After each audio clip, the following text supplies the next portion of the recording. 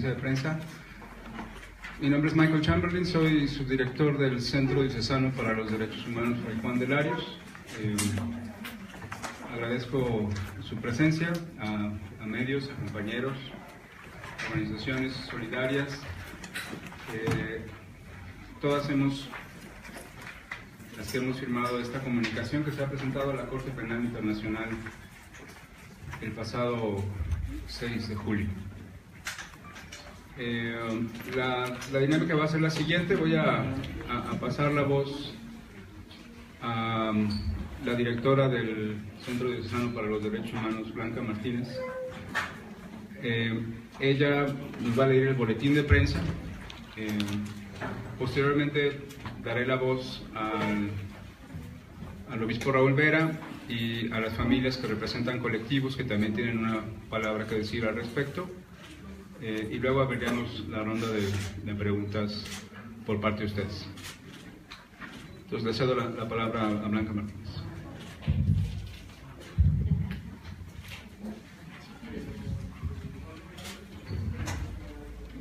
Bueno, buenas tardes, les agradecemos aquí su presencia. Más de 100 organizaciones firman comunicado a la Corte Penal Internacional sobre crímenes de lesa humanidad. Los crímenes en Coahuila son una muestra de un contexto nacional avasallante que interpela las obligaciones del Estado mexicano en su conjunto.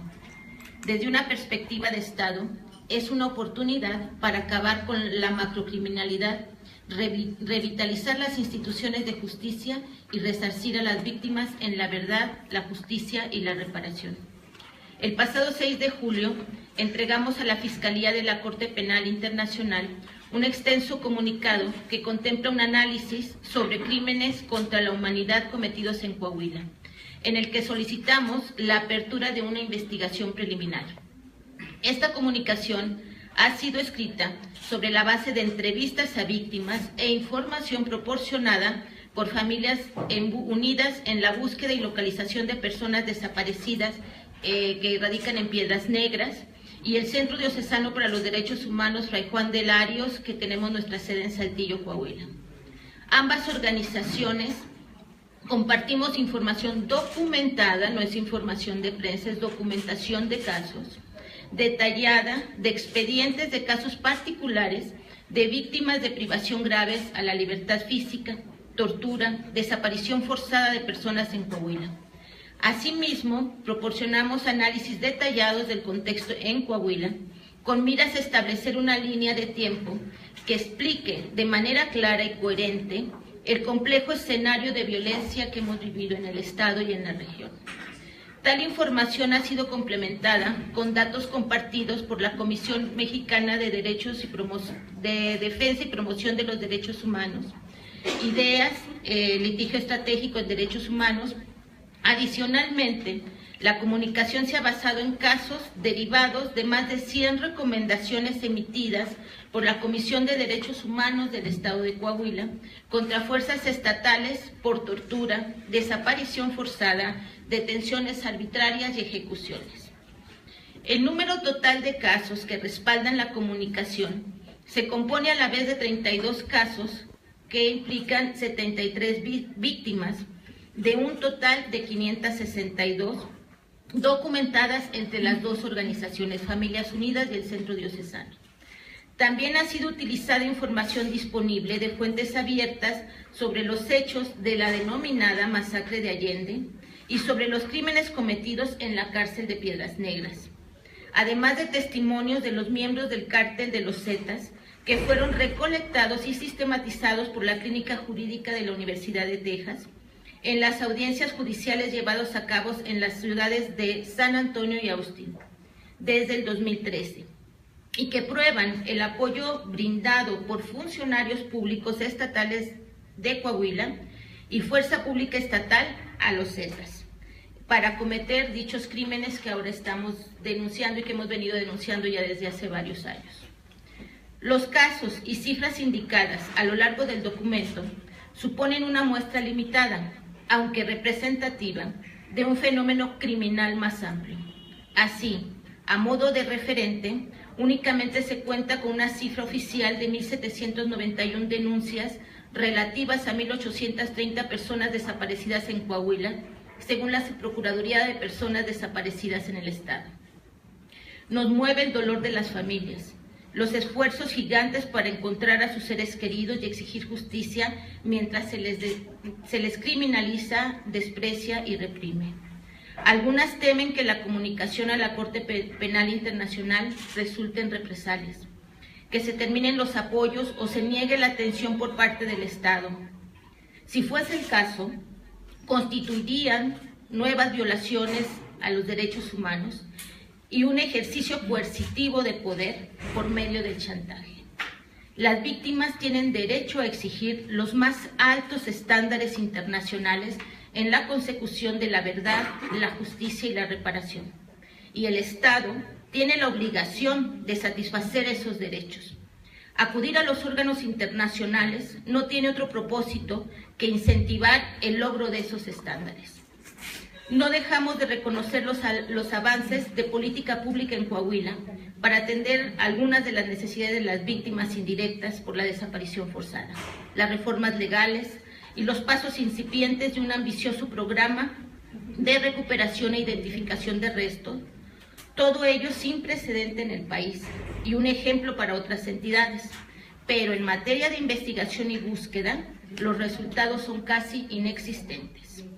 Acudimos a la Corte Penal Internacional porque en estos 10 años de la llamada guerra contra el narco, el Estado mexicano ha sido incapaz de investigar y procesar a los responsables de crímenes atroces como los que hemos documentado en Coahuila.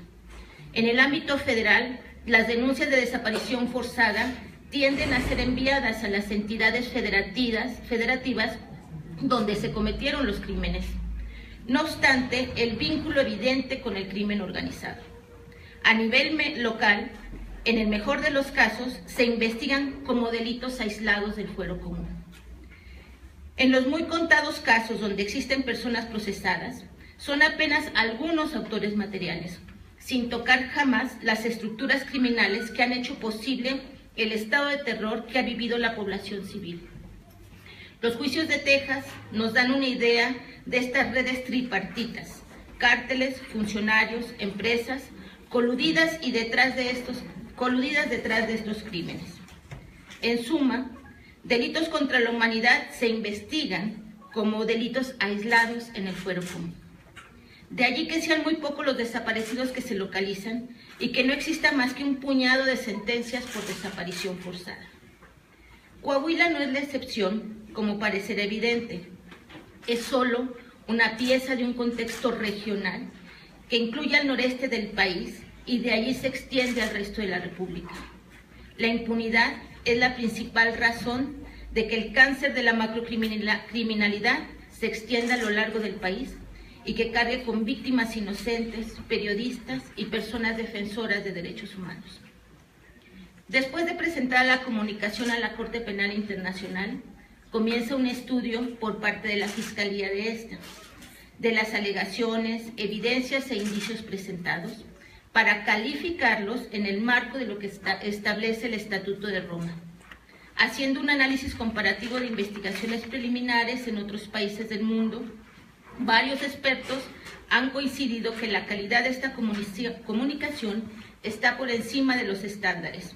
Por tanto, se esperaría que califique una investigación preliminar para el Estado de México, mexicano. Posteriormente, la Fiscalía de la Corte Penal Internacional indagará cuáles son los esfuerzos nacionales para tratar estos crímenes y si es necesario que intervenga en complementariedad.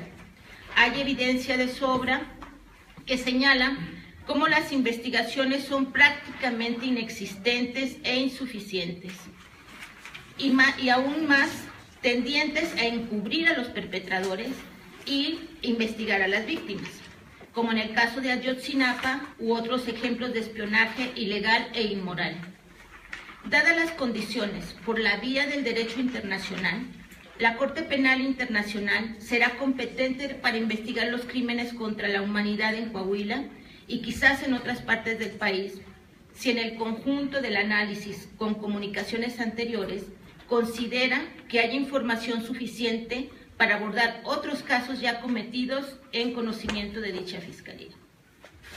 Una mirada de Estado permitirá apreciar que, lejos de ser una amenaza, es un reto y también una oportunidad para el Estado mexicano. La intervención de la Corte Penal Internacional nos ayudará a subirnos a la vía del Estado de Derecho y de la justicia, que hoy se encuentran descarriladas. Si el gobierno mexicano no quiere la intervención de la Corte Penal Internacional, deberá esclarecer entonces, con el apoyo de la misma Fiscalía y la comunidad internacional, un órgano independiente e imparcial, internacionalizado y de carácter extraordinario, con el mandato de investigar crímenes atroces y procesar a los responsables, desmantelando las estructuras de macrocriminalidad que hoy tienen sometidas a nuestras instituciones nacionales de justicia. Apelamos a aquellos dentro del gobierno que conservan una perspectiva de Estado para que busquen, junto con organizaciones de la sociedad civil y los colectivos de víctimas, salidas a la impunidad que carcome día con día al país y brindarles a las víctimas la justicia que se merecen. Firmamos las más de 100 organizaciones que presentamos esta comunicación la semana pasada.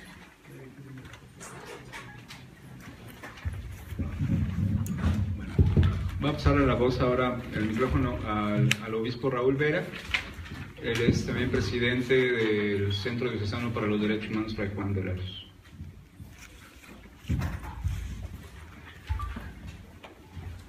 Como ustedes han podido percatarse por la lectura del boletín de prensa de esta rueda, no estamos nosotros contra nadie. Estamos a favor de la paz, de la justicia, del restablecimiento de un orden legal en este país.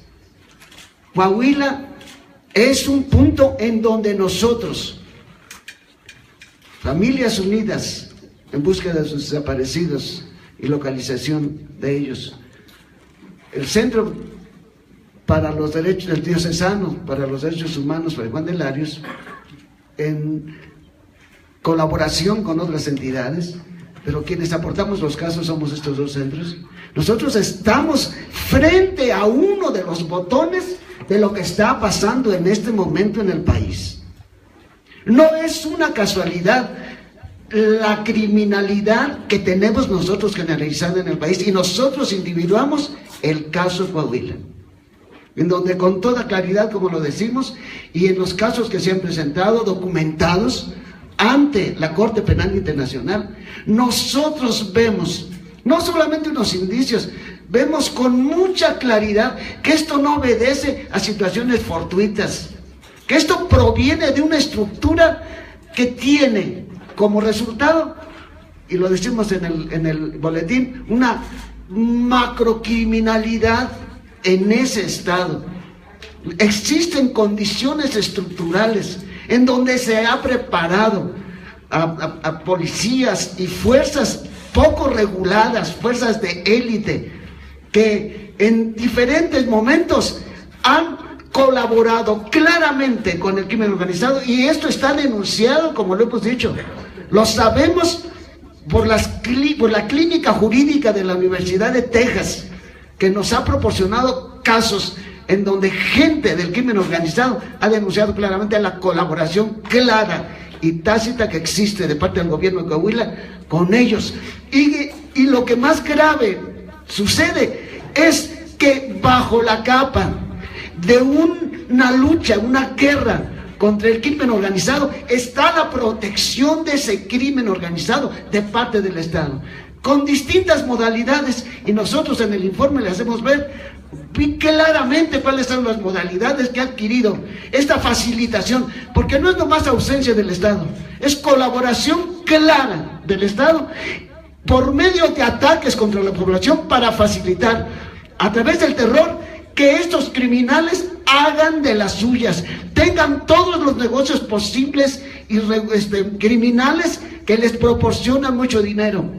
Todo esto no es nada más una suposición, es algo que vivimos nosotros en Coahuila claramente, y en este caso las familias de las personas desaparecidas lo viven con toda claridad.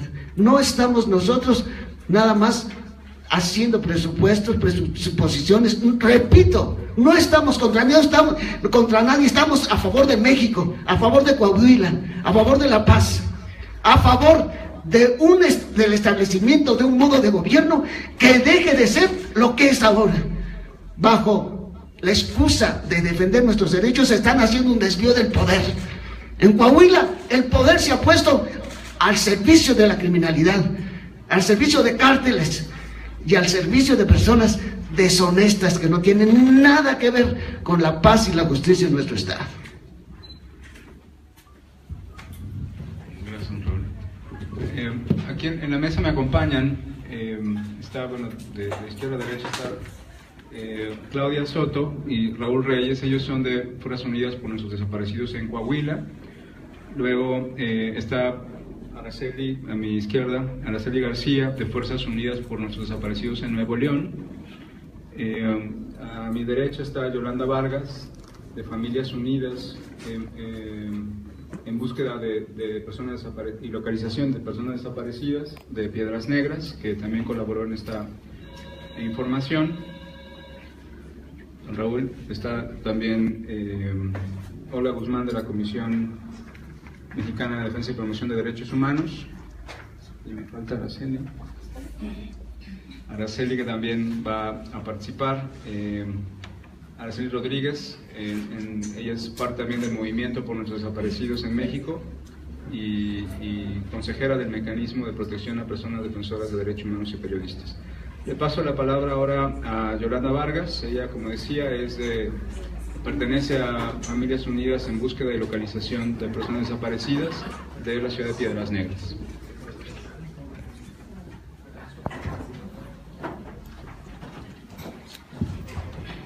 Buenos días. Como decía el obispo, esto no es un pleito con las autoridades estatales, no es nada personal, es algo estructural, es sistemático, continuado y generalizado. Esta comunicación escrita ante la Corte Penal Internacional es más que nada una oportunidad para ser apoyados en que sea realizada una real investigación y búsqueda de nuestros desaparecidos. Solicitamos que sea creado un órgano independiente judicial donde se investiguen todos estos crímenes de lesa humanidad y brindarles a las familias la justicia que merecemos. Porque en la actualidad estos delitos se estiman como delitos aislados y del fuero común. No se puede hacer con nosotros lo que quieren. Los mexicanos y los coahuilenses estamos protegidos por las leyes internacionales. Y ante esta búsqueda, el dolor y el amor a nuestros desaparecidos nos ayuda a mover montañas, a tocar puertas a nivel internacional y sobre todo tocar corazones para ser escuchados y terminar con esa tragedia. Exigimos que el ejercicio del derecho a pedir justicia no implique represión por parte de las autoridades del Estado ni federales. Hago responsable a las autoridades del Estado de Coahuila de las agresiones sufridas en mi familia el pasado fin de semana, a causa de esta comunicación ante la Corte Penal Internacional. Pido su solidaridad y protección para todas las familias de desaparecidos. Ni un desaparecido más en México.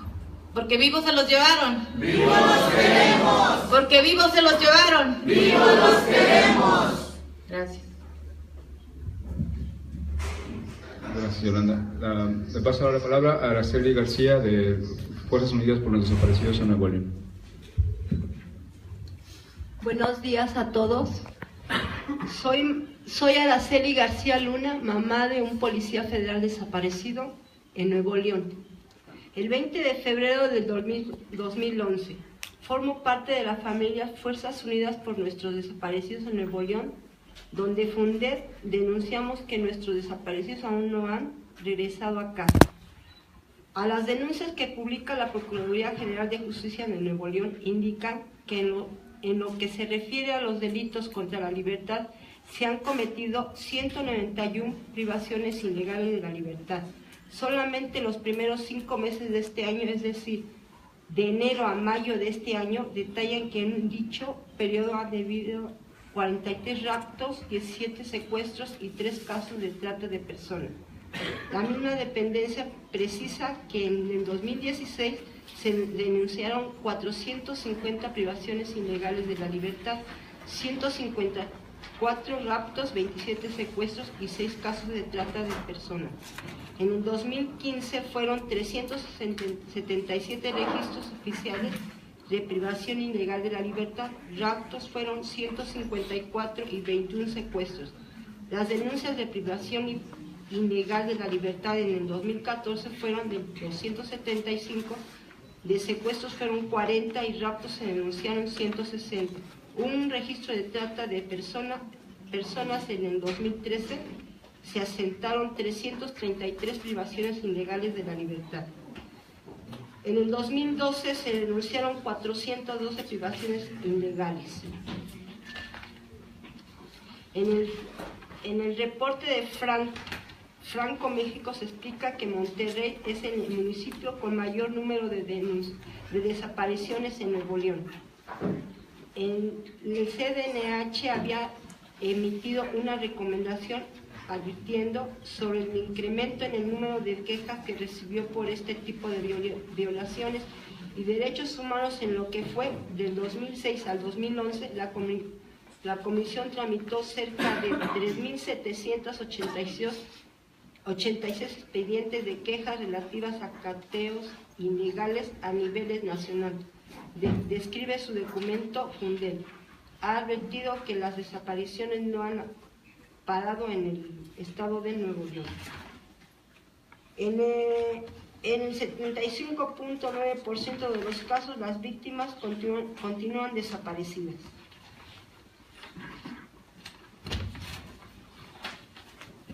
En resumen, 2.929 delitos contra la libertad en todas sus modalidades han sido denunciadas desde el 2012 a la fecha, aunque la mayoría de nuestros han sido en 2011 y no han sido documentados en este estudio. Gracias. Gracias, Araceli. Como mencionamos, la problemática y los patrones de desaparición, ejecuciones y torturas son muy similares en el noreste del país. Y los números que refleja Araceli, si no están ciertamente en esta comunicación que se enfocó más a Coahuila, en una investigación más a fondo podríamos ver cómo esos patrones se extienden en todo el noreste. Les doy ahora la palabra a Araceli Rodríguez. Ella es del Movimiento por los Desaparecidos en México, que conforman hoy cerca de 50 colectivos de familias en el país y en Centroamérica, y también es ahora consejera del Mecanismo de Protección a Personas Defensoras de Derechos Humanos y Periodistas.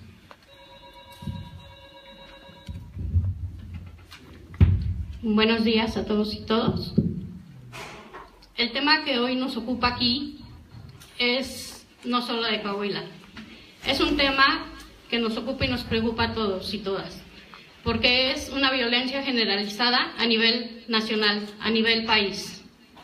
Hoy estamos aquí haciéndole un llamado a las autoridades, tanto municipales, estatales y federales, quienes son las encargadas de impartir la justicia. Son ellas quienes tienen que ver y velar por la ciudadanía.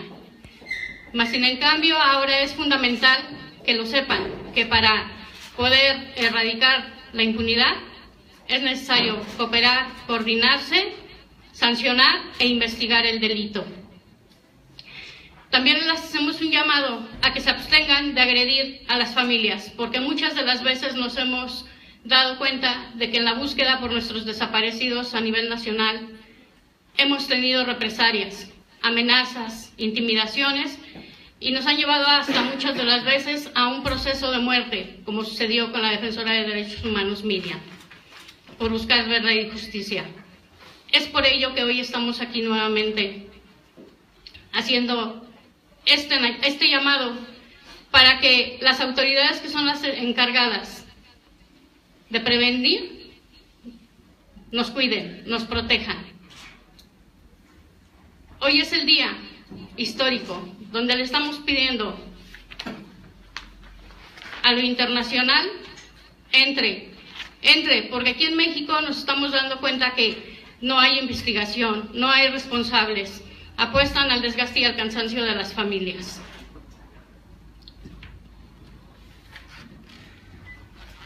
Queremos que no haya ni un desaparecido más hoy en nuestro país. Queremos que los espacios que quedaron vacíos en cada una de nuestros hogares, en cada una de nuestras casas, sabemos que quizás nunca se vuelvan a llenar, porque los corazones de quienes un día se fueron, muchos de ellos ya no laten, pero el de nosotros aún roto y desgarrado sí sigue latiendo. Este es un tema no de venganza, no de odio, no de hacer responsables a quienes no lo son, porque muchas de las veces nos hemos encontrado con falsos positivos detenidos, gente que solo han detenido para tapar la verdad, y la verdad no se oculta enterrándola. Muchísimas gracias por estar hoy a todos y a todas aquí, a los medios de comunicación. No queremos ni un desaparecido más hoy en México. Gracias.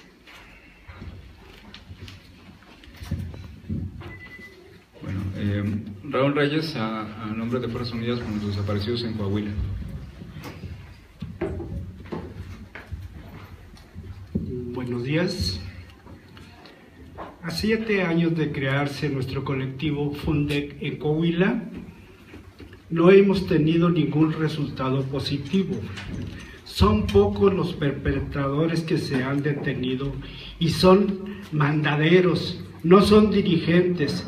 Por esta razón de impunidad estamos llegando a las instancias internacionales como la Corte Penal, la ONU, Amnistía y otras instancias.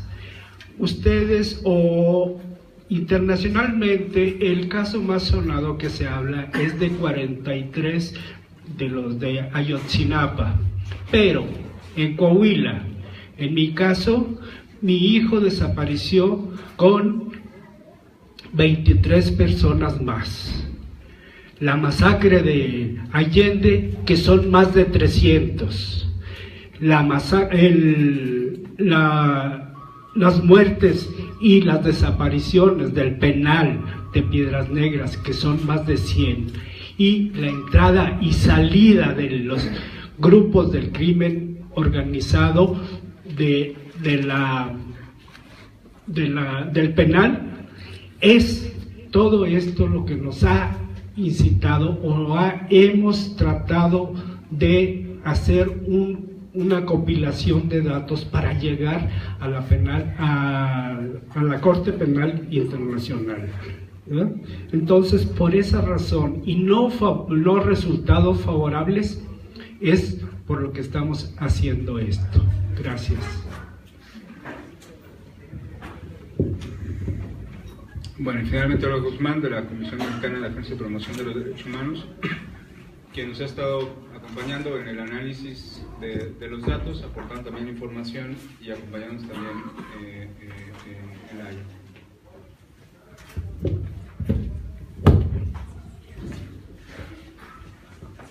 Muchas gracias. Buenas tardes. Pues justamente como se ha mencionado, la Comisión Mexicana de Defensa y Promoción de los Derechos Humanos, así como gran parte de los colegas, las colegas y las organizaciones que están aquí acompañándonos esta tarde, contribuimos en la integración de este informe, que es realmente esta comunicación que se presentó la semana pasada a la Fiscalía de la Corte Penal Internacional, y con apoyo de la Federación Internacional de Derechos Humanos, organización internacional quien también ya ha presentado previamente 2 comunicaciones sobre México. En esta comunicación lo que se hace es presentar fundamentos suficientes sobre la grave situación en México frente a los crímenes de lesa humanidad que han sido cometidos en los periodos que se mencionan en esta comunicación por Fuerzas Armadas, por las corporaciones encargadas de la seguridad pública y por, en este caso muy en particular, las organizaciones del crimen organizado. Algo muy interesante en estas comunicaciones y que intenta demostrar a fin de que la Fiscalía de la Corte Penal Internacional pueda abrir un examen preliminar es esta información contextual sobre lo que ocurre en México. En México ocurren, y por la intensidad, por los patrones y por incluso la sistematicidad, ocurren asesinatos, como lo dice el Estatuto de Roma, ocurren desapariciones forzadas, ocurren torturas y particularmente, como se dice en este informe, ocurren privaciones ilegales de la libertad, con aquiescencia, con apoyo, con tolerancia de autoridades y de las más altas autoridades a nivel federal, estatal y municipal. Entonces, esta comunicación lo que pretende también no solo es que se abra un examen preliminar para que la Corte Penal Internacional voltee a ver a México, sino también lo que pretende es hacer un llamado hacia las autoridades mexicanas sobre la falta de investigación a las más altas autoridades, no solo a los responsables materiales de la comisión de la desaparición forzada, la tortura, los asesinatos o las ejecuciones extrajudiciales, sino que se investiguen diligentemente a los más altos responsables de la comisión de estos delitos, quienes son los autores, quienes también giran estas órdenes. También es un llamado muy importante para justamente generar las medidas y las instituciones adecuadas para que puedan investigar las violaciones graves a derechos humanos o los crímenes atroces y que se puedan sancionar a los responsables. Hoy en día estamos en un debate sobre la generación, ¿no?, o la transición de una Procuraduría General de la República a una Fiscalía General. Y lo que no queremos es no solo que tengamos a personas a cargo o titulares de estas instituciones que no son competentes de llevar a cabo investigaciones independientes e imparciales. Lo que queremos es que haya un modelo de una institución de procuración e investigación de justicia que realmente sea acorde a la dimensión y a la magnitud de la situación de México en materia de derechos humanos. Lo que queremos también, y como hemos solicitado ya en diferentes espacios y diferentes grupos, es no solo el cumplimiento y el avance en las recomendaciones internacionales que ya han dado expertos y expertas en México sobre la situación del país, sino también el pensar en la coadyuvancia de personas expertas, imparciales, nuevamente independientes, que puedan ayudar y coadyuvar en las investigaciones de violaciones graves a derechos humanos o crímenes atroces.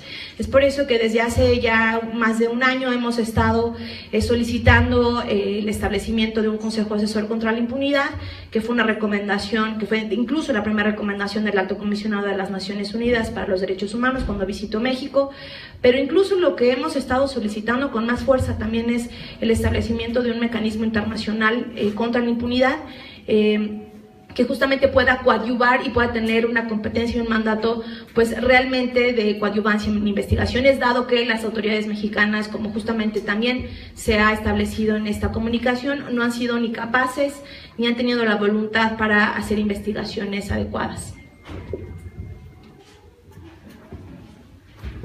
Muchas gracias, Olga. Antes de abrir el espacio de preguntas, quiero agradecer la presencia de Rocío, de Ideas, de Toño, del Centro de Ideas, del Instituto Mexicano, que vi ayer.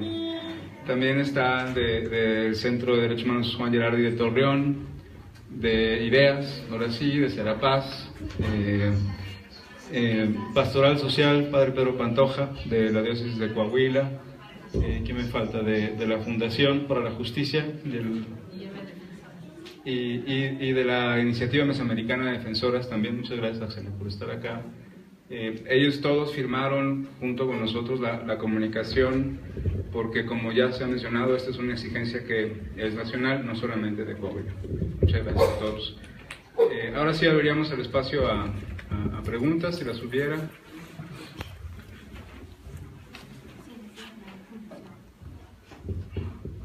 Buenas tardes, Diana Baptista del periódico Reforma.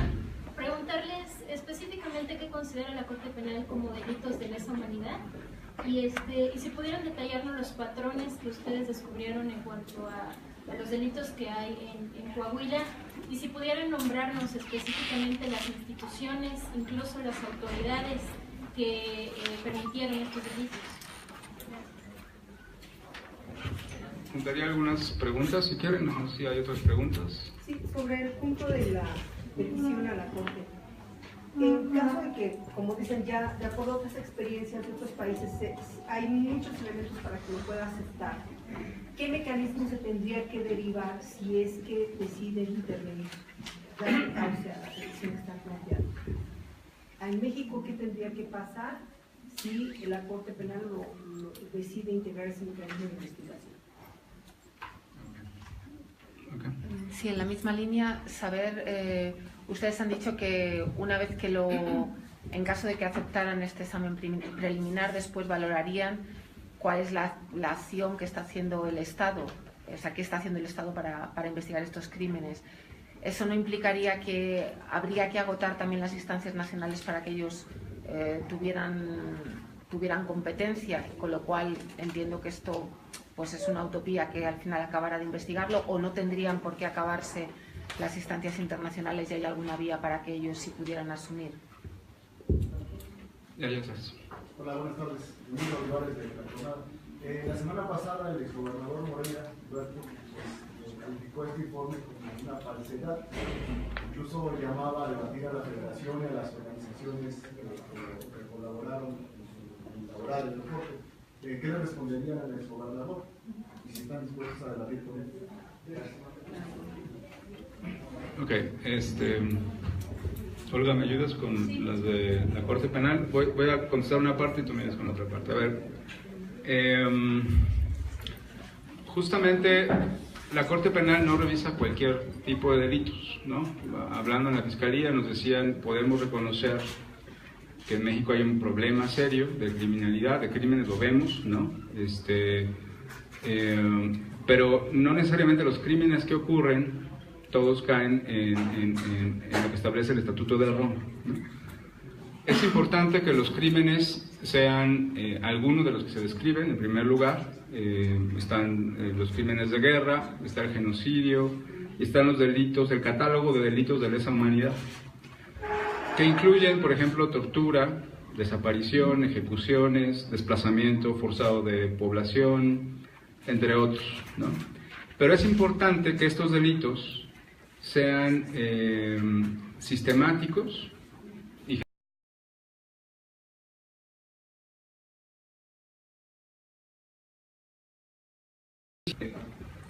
que señalarían la existencia de un plan detrás de esto, ¿no?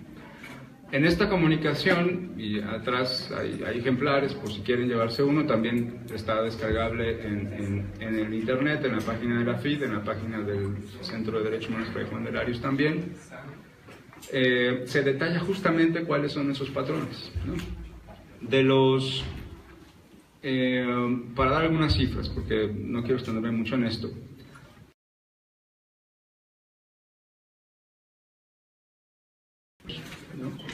Detenían a las personas y posteriormente eran entregadas al cártel de los Zetas para desaparecerlas, ya sea para ejecutarlas, ya sea para emplearlas en fuerzas como trabajo forzado, ¿no?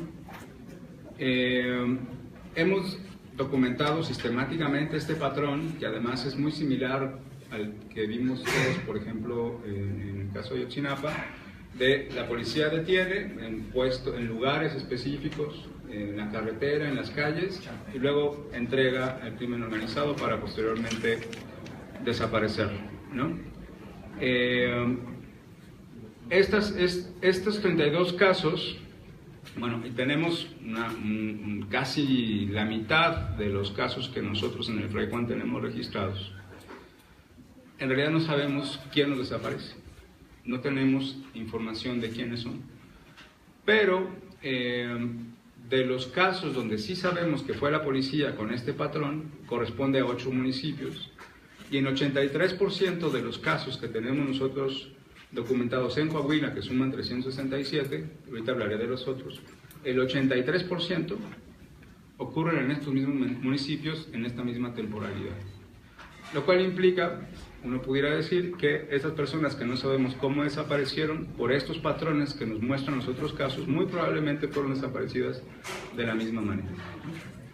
Ahora, lo otro que decimos en la comunicación es que, bueno, hay una organización, y ha habido y hubo una discusión en su momento sobre si los crímenes cometidos por los cárteles podrían verse en la Corte Penal si estos cárteles de criminales pudieran caer en la categoría de organizaciones políticas que dice la Corte Penal que puede mirar. Ellos pueden mirar dos tipos de autores, los estatales y organizaciones políticas, así le llaman, ¿no? Y eso puede ser muy amplio, puede ser guerrillas, grupos terroristas, pues, ¿no? Entonces habría que demostrar que los cárteles son eso.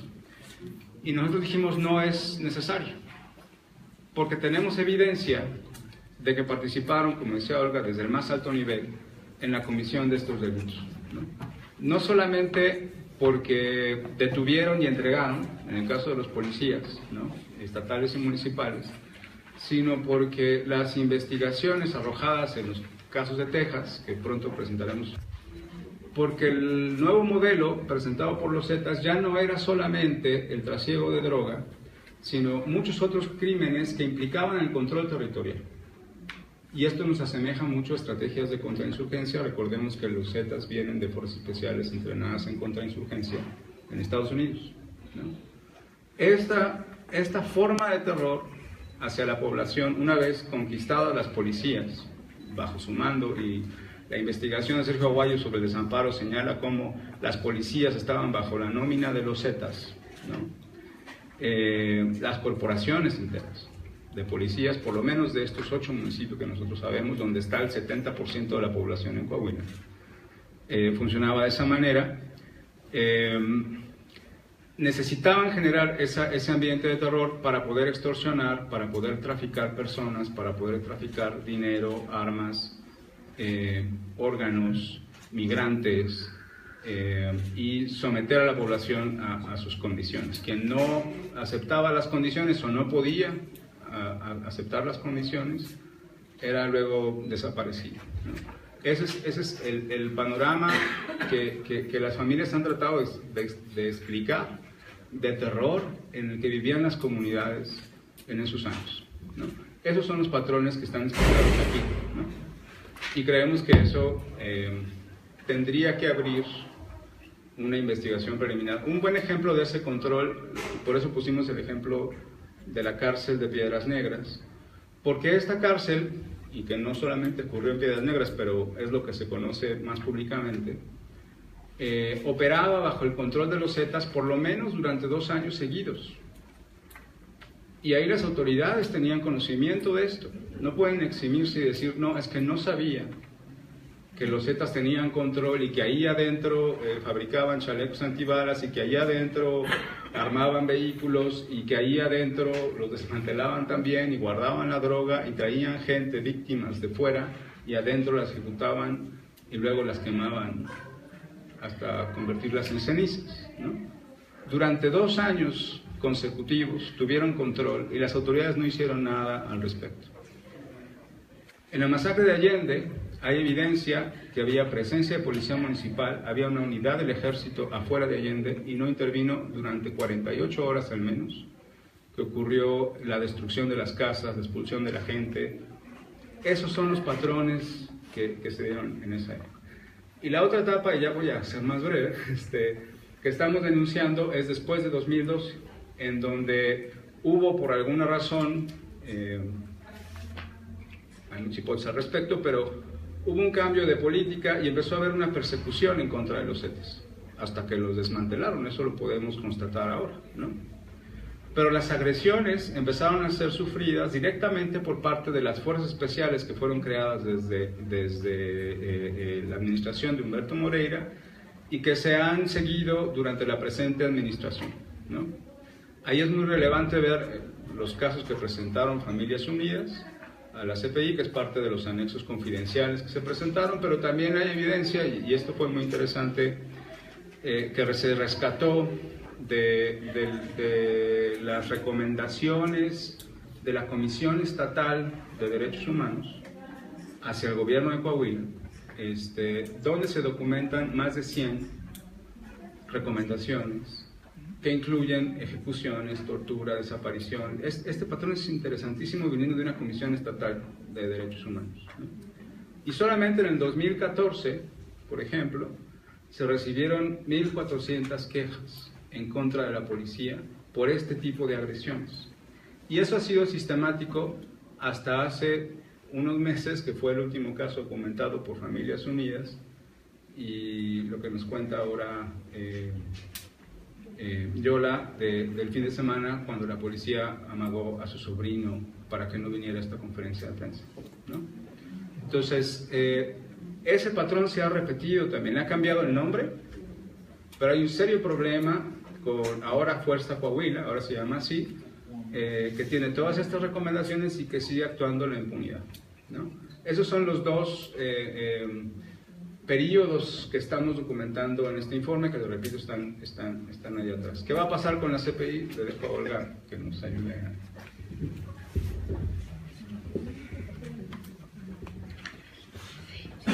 Muy brevemente, bueno, justamente todo este análisis tan profundo que plantea Michael es lo que se presenta en esta comunicación, cuyo objetivo es básicamente decirle a la Corte Penal Internacional que existe evidencia razonable de que en México se cometen asesinatos, desaparición forzada, privación de la libertad y tortura, como lo marca el artículo 7º del Estatuto de Roma, de manera sistemática y generalizada, bajo una política deliberada de ataque a la población civil, que es como lo que tendría que ser entonces, y que recaería en la competencia de la Corte Penal Internacional, y que por eso la Corte Penal Internacional tiene que voltear a México para abrir un examen preliminar, ¿no? Eso es básicamente, digamos, lo que se está aprendiendo con la comunicación. Ahora, hay que también pensar, ¿no? y ver cuál ha sido el historial de la CPI en el análisis de situaciones de países. En América Latina, el único examen preliminar que ha abierto pues, es en Colombia, ¿no? Y de ahí en fuera ha sido África realmente la región en la cual ha actuado la CPI desde que pues, básicamente se creó. Entonces, bueno, algo importante de decir también es que en esta comunicación se plantean hechos, ¿no? O casos, que sería la situación que queremos demostrarle a la CPI, que es parte de su competencia, a partir de que se ratificó el Estatuto de Roma. Entonces es por eso que se hace este análisis contextual desde el 2006 en adelante, ¿no? Cuando decimos que es una política deliberada, es porque hablamos justamente de esta política que declaró el expresidente Felipe Calderón en el 2006 de combate a las drogas. Hay que recordar que realmente el combate a las drogas no solo fue una estrategia, sino que fue una política de seguridad de combate a la producción, al tráfico y al consumo de drogas ilegales. Entonces, esa es la... pero la pregunta es, ¿qué tendría que pasar? Ahora, ¿qué va? Ahora, nada más voy por partes. Hablaba del contexto porque justamente en África se han abierto varios exámenes preliminares, porque además no solo se hablan o se presentan situaciones sobre crímenes de lesa humanidad, también se presentan otros, ¿no? Que son parte del articulado del Estatuto de Roma, como crímenes de guerra, por ejemplo, ¿no? Y en África, bueno, digamos que ha sido un poco más o aparentemente más sencillo demostrar que también están en una situación de conflicto. En México ha sido un poco más complicado hablar de una situación de conflicto, aunque claramente hay juristas quienes están cada vez más desarrollando justamente esta teoría y esta hipótesis de que en México, a partir de justamente el anuncio de esta política de seguridad de combate a drogas, podemos hablar que por la violencia que se desencadenó y la intensidad de crímenes y el número y cifras de violaciones no solo graves a derechos humanos, sino de crímenes atroces, podemos hablar que incluso México está en una situación de conflicto, ¿no? El propio Alto Comisionado de las Naciones Unidas lo dijo. Por las cifras, pareciera que México está en un conflicto no reconocido, ¿no? Bueno, entonces, sabiendo esto, lo que hay que esperar, ¿no? Es claramente que la unidad de análisis de la Fiscalía de la Corte Penal Internacional, bueno, pues analice esta información y eventualmente se pueda abrir un examen preliminar sobre la situación de México, lo cual claramente siempre, como cualquier otro órgano o mecanismo del derecho internacional de derechos humanos, aquí estamos hablando de derecho penal, ¿no? Donde estamos buscando que haya investigación y sanción a particulares, ¿no? A individuos, ¿no? Siempre tiene que haber un diálogo, ¿no? Y claramente una cooperación con las autoridades mexicanas. Lo que se esperaría es entonces que a partir de la presentación de esta comunicación, pues México pueda también, ¿no? Claramente establecer los mecanismos y las instituciones que puedan hacer las investigaciones y sanciones adecuadas a nivel interno, ¿no? Entonces, esto es una comunicación que va a tomar su ritmo, que va a tomar mucho tiempo, como ha pasado en muchos países, incluso cuando ya se han abierto exámenes preliminares, como es el último caso de Georgia, ¿no? Donde llevan muchos años también pues tratando de llevar a la oficina de la Corte Penal Internacional a terreno, ¿no? Para que pueda también tener más cercanía con las víctimas. Cada país y cada situación tiene un ritmo diferente. Entonces, México todavía ni siquiera ha estado en los ojos de la Fiscalía, y lo que pasó, pero realmente es un paso muy importante porque justamente resulta de una investigación rigurosa, ¿no? Que contiene testimonios, que contiene informaciones y cifras a partir de una documentación también muy rigurosa, ¿no? Y sobre todo este análisis del contexto en donde queremos convencer entonces a la oficina de la Fiscalía que realmente es parte, y estos casos y esta situación es competencia de la propia Corte. Sobre los mecanismos de los que estamos hablando, hemos hablado de esto digamos, en otro contexto, ¿no? Esto es una cosa, esto es una denuncia que se está haciendo, digamos, ante un órgano penal internacional. Lo que queremos es que coadyuve con las investigaciones nacionales. Un tribunal, ¿no? Sobre los crímenes atroces que se cometen aquí en México. Lo que queremos es que coadyuven e incluso capaciten y le digan a las instituciones, en este caso a la que se encarga de procurar justicia, cómo se tienen que integrar los casos, cómo se tiene que investigar adecuada y diligentemente, cómo tienen que involucrar, por ejemplo, la participación y la coadyuvancia de las víctimas en las investigaciones de estas violaciones, y que realmente se puedan ver y se traduzcan en la sanción, no solo, como decíamos hace un momento, de los responsables materiales, sino de los altos mandos, de la cadena de mando, quienes con el apoyo o con su apoyo, con su aquiescencia o incluso bajo sus órdenes se cometieron estos crímenes, ¿no? Entonces, estamos hablando de dos niveles, y el Mecanismo Internacional contra la Impunidad es una demanda y una exigencia de la sociedad civil, de familiares de víctimas y de un amplio colectivo que hoy seguimos intentando, ¿no? Que México lo acepte.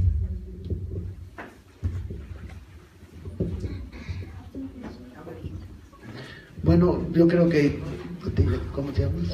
Olga aclaró bastante bien las cosas. Yo solamente quiero agregar que aquí ya se dio el capítulo México del Tribunal Permanente de los Pueblos, que duró 3 años escuchando a miles de víctimas. Y a nivel nacional, ese tribunal, y lo pone en su sentencia final, identificó el ataque a la población por medio del terror y por medio del miedo como estrategia de gobierno. Esa es una estrategia de gobierno. Aquí se identifica a través de esta comunicación que le estamos dando a la Corte Penal Internacional, se identifica un sector de la población de México en donde estamos poniendo el mecanismo típico que está utilizando el gobierno mexicano en toda la República.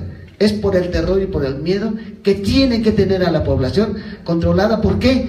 Porque tienen en este momento sus reformas estructurales, están saqueando a lo más que pueden al país. Y aquí hay todo un botín de recursos naturales listos para ser saqueados, ¿verdad? Y que ya están empezando. Esta es una de las zonas ricas en hidrocarburos, no solo el petróleo, el gas shale y otros recursos. Entonces, el contexto nos lleva a entender esto. Yo fui parte de ese tribunal internacional y pues el contexto es ese. Esto es ya una estrategia de gobierno, el terror y el miedo. Y es lo que estamos haciendo ver nosotros. Es ataque a la población civil, punto. Donde el ejército ha llegado, dizque para la guerra contra el narcotráfico, se ha acelerado la violencia, eso está claro. ¿Cuánto disminuyó el crimen organizado con Felipe Calderón? Se multiplicó el crimen organizado. O sea, es una falacia, y nosotros, una acusación directa que hacemos en esa, es que a quien protege el gobierno primero por medio de esta coalición con las Zetas, y ahora a través de sus organismos de élite, pero todos son ataques contra la población, que esto es indispensable para cualificar un crimen de lesa humanidad. Esto es algo que nosotros vemos muy claro, establecido dentro del mecanismo que se utiliza, y que hemos identificado a través de la desaparición forzada.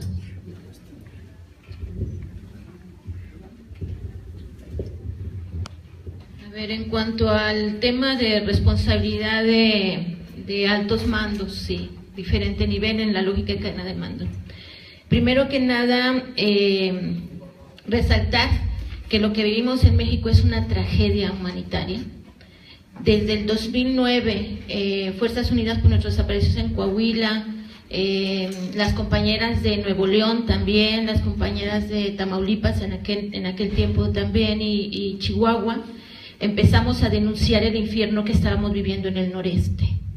Y la respuesta de las instituciones estatales y de los estados del noreste de manera particular y a nivel federal fue de negligencia, de no hacer caso, de impunidad a fin de cuentas, ¿no? De negación de la grave tragedia y el infierno que estábamos viviendo. Y desgraciadamente esto lo empezamos a denunciar ya más organizadamente desde 2009 y no se hizo nada. Se apostó por la impunidad, se apostó por el olvido, se apostó por intereses de unos pocos y ahorita todo nuestro país está ardiendo, ¿no? Es un país que desgraciadamente la sangre, el dolor, la tragedia ha invadido todos nuestros espacios. Y esto se pudo dar porque se permitió.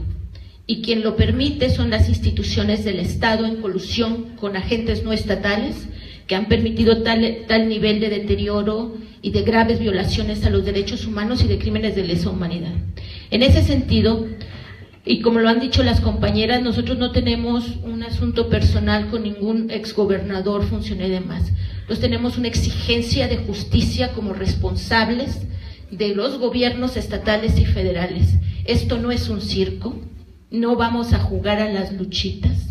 Estamos exigiendo justicia y la justicia se confirma y se comprueba en los espacios que se supone fueron creados para esto y que están seriamente cuestionados durante varias décadas ya en nuestro país.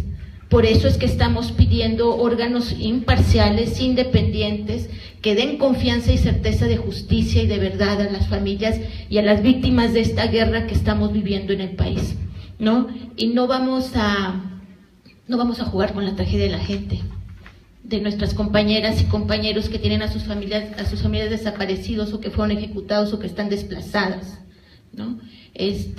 Pedimos respeto, exigimos que en verdad se abran caminos hacia la verdad, porque es la única manera que tenemos de poder recuperarnos como nación, como pueblos, como hombres y mujeres dignas de esta tierra donde vivimos, y que como estamos viviendo ahorita no lo podemos permitir. No es la primera vez que vamos a espacios internacionales, lo hemos denunciado permanentemente, Comisión Interamericana, todos los órganos de ONU que podemos, o sea, estamos acercando y proponiendo oportunidades para la paz y para enfrentar la impunidad de nuestro país, ¿no? Y desde ahí pedimos respeto a todas las víctimas, pedimos respeto a todas las familias y padres, hermanas, mujeres, abuelas que están en los campos ahorita buscando en los desiertos o en las fosas comunes o fosas clandestinas, descartando que estén sus seres queridos o buscando en los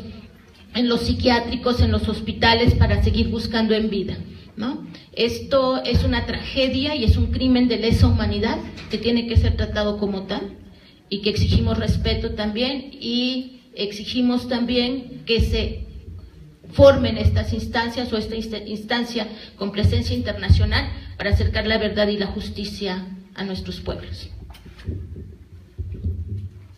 Muchas gracias. ¿Habría más preguntas? El gobernador actual, Rubén Moreira, es que deslinda de todo lo que pasó antes en la administración de su hermano. ¿Puede? ¿Tiene ninguna responsabilidad? ¿Tiene que, perdón? Es siempre, bueno, yo he hablado a los funcionarios de este gobierno actual de Coahuila y siempre se deslindan de qué pasó antes. ¿Puede?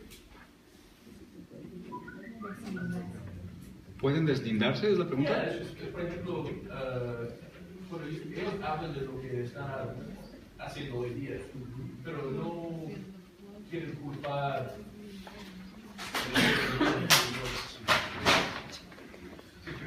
Bueno, nosotros lo que hemos señalado, ciertamente se ha dicho, bueno, hay algunas investigaciones, hay algunas personas detenidas. Lo que hemos señalado es que las investigaciones son insuficientes. Estamos hablando de estructuras criminales y las estructuras criminales no se desmontan, ¿no? Y lo que hemos visto en esos patrones, y ustedes podrán verlo en el informe, es que esas estructuras criminales se conforman de sicarios, funcionarios de gobierno y empresas. Y los tres coludidos han permitido que estos crímenes sucedan, ¿no? Hay estándares además que son distintos y también lo señalamos en el boletín. Se están investigando como casos aislados. Hemos insistido en que debe haber una metodología de investigación que empieza a mirar el delito de desaparición como un delito de sistema, donde hay muchos actores involucrados para que esto sea posible, ¿no? Y que ahí no solamente es quien se lo lleva, es también quien permite que se lo lleve, por supuesto quien lo recibe, quien posteriormente lo desaparece, y quien está alrededor permitiendo que eso suceda por medio de la impunidad, ¿no? Lo que señalan los testimonios de los testigos en Texas es que altos funcionarios de Humberto Moreira, que en su momento iniciaron como parte del gobierno de Rubén, recibieron grandes cantidades de dólares, millones de dólares, a cambio de que no hicieran nada. Y lo que nosotros hemos visto es que la impunidad es la pinza que hace posible la desaparición. Ahí también hay responsabilidad, ¿no? También hubo declaraciones, por ejemplo, de Torres Charles, que en su momento fue fiscal del Estado, que también tenía bajo su mando a la policía y también tenía bajo su control a las penitenciarías del Estado, ¿no? Él dice que no tiene nada que ver, que él, ¿no? Pero, bueno, hay un estándar a nivel del derecho penal internacional que dice, bueno, también son culpables aquellos que, debiendo haber sabido, no hicieron nada y estaba bajo su poder, ¿no? Entonces, no solamente hay responsabilidad de acción, hay de omisión, hay de colusión, ¿no? Y es toda esta gama de responsabilidades no se están investigando y no se quieren investigar. Por eso insistimos, la tendencia, y lo podrán ver en todo el país, es desestimar las denuncias por desaparición, mandarlas a los estados para que se investiguen como un asunto del fuero común.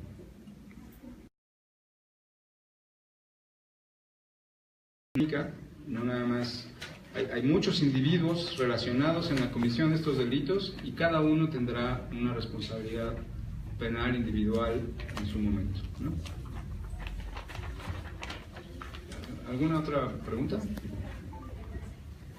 ¿Qué mecanismo de seguridad inmediato puede funcionar en el caso para la señora Claudia Soto, que ahorita está amenazada de muerte?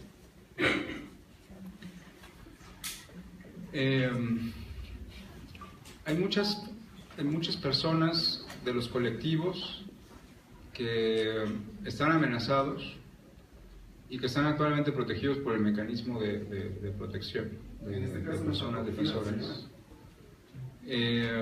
Un mecanismo primero es estar acompañados y cobijados entre todos.